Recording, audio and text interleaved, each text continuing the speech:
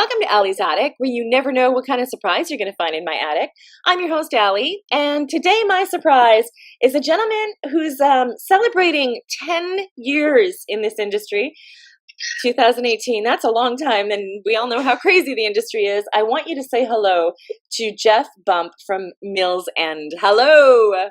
Hello, how are you? Thank you so much for having me. Oh, thank you for coming on. Thank you for all the rescheduling because my internet was like not working, and then I found out it's been a crazy couple days. Now, we talked beforehand, and I told you I'm absolutely in love with your music. I'm asked if I could put it on Allie's Amplified Attic. So everybody that hears the songs, they're going to be on my station as well because they're amazing. So, like I said, 2018 marks 10 years that you've been doing this. Yep. When did you decide, Jeff, that, you know what, I want to be a musician? Oh gosh, I think we're going back to when I was 15 years old. I saw Van Halen. I heard Van Halen records. I was like, oh my gosh, I have to be a musician. That was like the inspiration for me. It's just like a, typical junior high kid. You just see all these just amazing. I just was so enthralled with like rock and music and, I liked sports and I'm a sports enthusiast, but I never was super good at it. But I was like, yeah, I'm going to go play guitar. This is awesome. I used to, so you hear my son in the background. So that's okay. Okay. So were you playing for a bunch of different bands before you decided to start Mills End, or how did that work? Oh yeah, absolutely. Yeah. I was in, I grew up in Michigan. And, like everybody, we had high school bands and different cover bands. And then I decided to change things up and moved out to Arizona in like 92. And we had definitely a few bands, a lot different than Mills End, but, we played around a lot. And then I took several years off and did more acoustic stuff and just more home stuff. And I was, finishing up grad school and things like that. And then probably around 2007, 2008, I had some original songs kind of lying around, and I started jamming with our original drummer, and we was like, this is pretty fun. And I hadn't done a formal band in a while, and then it just kind of went from there. We kind of added members, we started writing, we're like, hey, we should play out. This is cool, and that's where it went. So wow. Okay, so who's all in Mills End? Tell me that. Mike Eckert is our drummer. I've known Mike since '92. He was in the first band ever I played in Arizona. Alan Clark is our lead guitarist. He's our newest member. He's phenomenal, great musician. And then Jeff Butstein, he is the only bass player we've ever known, and he's amazing too. Just great guys. Yeah, and you guys all gel really well together. Okay, so you've been like, I couldn't believe some of the places you opened for Ace Frehley, for the love of God. Yeah. Yeah. What was that? That was like? a big deal. Yeah. That was a big deal. Did you guys, yeah. I know everybody thinks, oh, you open for these bands, you get to meet them, and that's not always the case.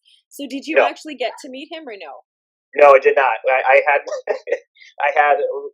brought my Kiss Alive vinyl. I was hoping to get him to sign it. But he kind of, from my understanding, since he doesn't drink or he doesn't do anything more, he kind of tends to stay away from the bar area. And he was kind of quiet in the back, and he came out, but his crew and everybody was professional. There was no issues, but I remember we played with Cowboy Mouth. We hung out with them for a while. They were super nice. So they signed. I had friends back home that were big fans of them. They signed posters that I sent back to friends, and they were super cool. Awesome. But getting open with Ace a hero, he was amazing. So it was great. That's huge. And yeah, I know a lot of people think that because you open for them, you hang out with them, and that's not always the case. Now, you also opened for Roger Cline and the Peacemakers. Yeah. Mm-hmm. And yeah, if you're not familiar with this area, you might remember there was Roger Cline was in a really popular band in the '90s called the Refreshments. Definitely came out of Arizona. They had a huge hit, and they certainly were in the circle of the Jim Blossoms and everybody. And Roger has continued to play. He's huge in the state. He plays nationally. He has his own brand of tequila. He has the official song of the Arizona Diamondbacks baseball team. So these guys are big time. So that was also an extremely fun show. That was a great time. I guess, especially if they have their own tequila. Anyway. Yeah, well, I think he's doing pretty well financially based on that. Yeah, I think he's doing very well. There's so many artists, musicians that are like getting their own alcohol, which I think is cool. Okay, so now your band's name, where did that come from? Well, it's basically kind of back in the day when we started. The original guitarist and I, we would meet for coffee and we would go like hash out songs before we bring them to practice. And it was at a little coffee place called Mill's End. If you're familiar, if you've ever been to Tempe, Arizona, the main drag by the college is Mill Avenue. That's kind of the main area. So it's Mill's End was the coffee place. And then we were playing, and we were kind of. And then I had an offer of a mutual friend who was like, "Hey Jeff, why don't you guys come play?" And we needed the name. We wrote like about 5 or 6 names we thought would be okay. Mills End just seemed to stick. And as I kind of had, I told people, it's like we lasted a lot longer than the coffee place. They closed a long time ago, but, oh no, this name just stuck. Wow, well, I love the name. I absolutely love the name. Okay, Thank I you. just want to talk before we get into who we talked about it before the interview. You've also appeared at the Sidepoint Music Festival and the Arizona Coyotes Whiteout Playoff event. Right. The Sidepoint Music Fest is something put on by some members of the band Treasure Fruit, who are incredible. And what they did is they went to a wonderful place called Bisbee, Arizona. It's a great town. It's an incredible small arts community, wonderful people there.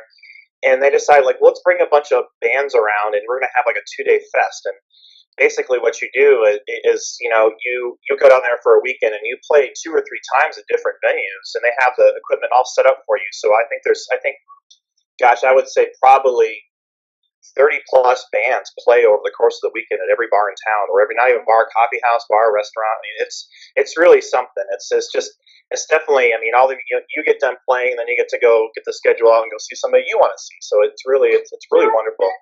Cool. My son's not to be to mention him again. So Sean, yeah. Okay, so and then the getting to the hockey thing is like I think it was a few years ago. You mentioned you're a Winnipeg Jets fan, and as you are aware, the Jets moved here and became the Coyotes, and brought the tradition of the whiteout with them. Remember the whiteout? So they were looking for bands to entertain people as they kind of walked in, and we got to play. It was incredible. I mean, just a sea of people, and as a Red Wings fan, I can't stand the Blackhawks, so I got to heckle Blackhawk fans. It was awesome. I enjoyed it very much. It was great. That's cool. Yeah, and I know you brought a lot of the fans too. Like when Winnipeg went to Phoenix, you got a lot or Arizona. No, isn't it the Phoenix Coyotes? I'm so confused right now. It's changed several times. It was the Phoenix Coyotes, and then moved out to a suburb outside of town, and they wanted to include everybody. So now it's the Arizona Coyotes. Oh, okay. So yeah. I was Phoenix. I was like tunnel vision this year because the Jets made it for the first time ever to the playoffs, to like just about the finals. But yeah, but the Golden Story won, right? Anyway, let's not talk about that. Well, they didn't, but yeah, they won that playoff feature anyway. Okay, so enough of hockey because I could go on forever. Now you've also been like on the top 10 request list on Australian internet radio. Yeah.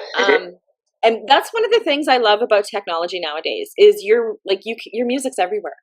It's not just where you are. It's amazing the opportunities that you have and the accessibility that you have. I mean, I'm on Twitter, and then there's an internet radio station in Australia, and I email them and say, "Hey, can you play our song?" And they go, "Sure." And it's an instant thing. We just got a interview in an Irish magazine. It's just everything is so accessible, and that you just get the incredible opportunities and these. And folks like you and these other publications, they just give us a chance to be heard, which is really all you can really ask for. So it's awesome. It's just cool when people in different places get to hear what you do. Yeah, really exactly. Enjoy it. Well, and I think they connect more too. I mean, I'm a big advocate of that. I hope so, yeah. Okay, so we were talking about. I have this thing I do. I listen to the music before I read your bio. And I do that purposely because I get a better sense of your music instead of just you as a band and an individual. And I told you when I was listening to you, I heard both of your influences. And one of them is one of my favorite bands, and I wish they were still around. So tell people who your influences are. It's definitely a mix. I mean, it's Black Crowes are big. Yeah. I mean, I've always been I like a lot of different music, but I'm always very drawn writing wise to kind of classic rock style. I mean, it's like there's, I love Wilco and I love old 97s and I love, Leonard Skinner and I love the Allman Brothers and I love all that kind of stuff. And at the same time, I love that passion drive of like Pearl Jam and bands like that too. So, you throw all those things in a blender and that's kind of what we do. Well, so and the Rolling Stones. Don't forget the Rolling Stones. I mean, big Rolling Stones are right there. Yeah, absolutely. It's all in there. When I hear those bands, they have such a diversity to their sound. They can kind of play a lot of different styles, and they can rock it out. They can be mellow. They can do acoustic. They can do it, and then they can be funky. And you don't ever want to limit ourselves and say, I don't want to. That's not our style. We should be able to play whatever we want. So yeah, exactly. And you guys do. I love, like, when I was listening to your music, the Black Crowes popped into my head right away, and you can kind of hear, like, I was like, there's kind of a 70s sound to that guitar, and like I said, and everybody's gonna go, I'm not a Rolling Stone fan. Yeah, exactly. But then when we were talking and I'd read your bio, I said, that's the sound I was hearing. But I'm glad, like, it's like Southern rock, and you named off all these bands that are also Southern rock, Leonard Skinner, the Allman Band, Allman Brothers. And I love that sound. And like when you hear you know it's you, because you have who you're doing lead vocals? No. Alan. Yeah, I'm lead vocalist, yes. You are lead vocalist. You can hear like your distinct sound, but you can hear all those influences as well. And I love it. Like, I love it. As soon as I was listening to it, I'm like, I'm asking him, I'm putting it on I want to put it on my radio station. I'm like, oh my God. So based on everything that you've gone through, Jeff, I'm starting out when you were, decided you wanted to be a guitarist and you were going to work with all these different bands to, getting Mills End together and still going 10 years strong. If you had any advice to give a new band or artist that's either just starting out or is already out there, what do you think you would tell them? Well, the first thing I would say is just play. I just think sometimes people are reluctant. It's like, don't worry about making it. Just play and enjoy it. Enjoy the experience of playing live. I mean, some people are going to like it, some people aren't, but this is your means. This is your expression. It's therapy. It's joy. Even if you don't ever make a dime from it, it's still nobody can take that away from you. So that's the big thing for us is play. The other thing I think is just I mean, it's like anything else. If you want to be good at it, you need to put the work in. Yeah. It's like practice. You can't practice as much as you can. Do those extra takes in the studio, get the sound right, pay attention to the detail. Don't push yourself as hard as you can to make the best music you can and make the sound the best you can. And then the other thing, and this is kind of the optional part, it's like when it comes to, if you don't, want to be like, kind of some make a living musician, you don't have to worry about it. But if you're gonna be somebody who wants to maybe make money or get airplay or whatever, or be successful in the business, it's work as itself. I mean, it's a small business, and you have to treat it as a small business and put that kind of work into it and promote it and those things. So that would be my advice. Well, that's great advice. Great advice. And I know a lot of people are scared to play. I mean, in another life, I wish I was a musician and a singer, but I can't read music. I can't. Well, everybody can sing. I just don't sing well. And I started when I was young playing the guitar, and I just dropped it. I don't know. But that's why I do this, because I love music. I always tell a story. It's like I remember, my late father. When I was young, he painted, and he was wonderful. Doing oil painting was wonderful. And then for some reason, he stopped, and I never understood why he stopped. And I kind of go back, and I was like, as his son, I never would have said, it's like, stop painting. It's like, you should paint. You're good at it. You enjoy it. You should paint. So if you like music, then you should play. That's just really the bottom line of it. Exactly. No matter how old you are, no matter how young you are, just play. Just play. Exactly. And I love that advice. It's funny because my grandmother oil painted as well. That's weird. Okay, now what 2 songs are we going to hear from you, Jeff?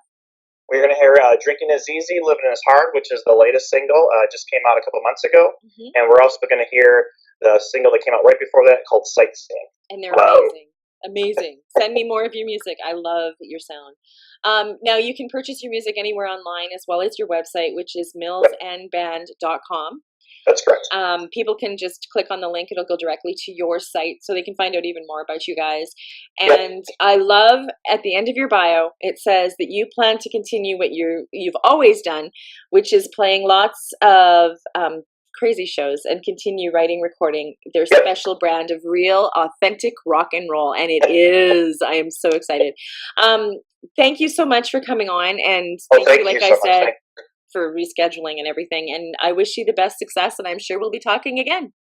Awesome. Thank you so much. You're welcome. And thank you for joining me on Allie's Attic Show. Keep checking my website because you never know what kind of surprises you're going to find in my attic. Cheers.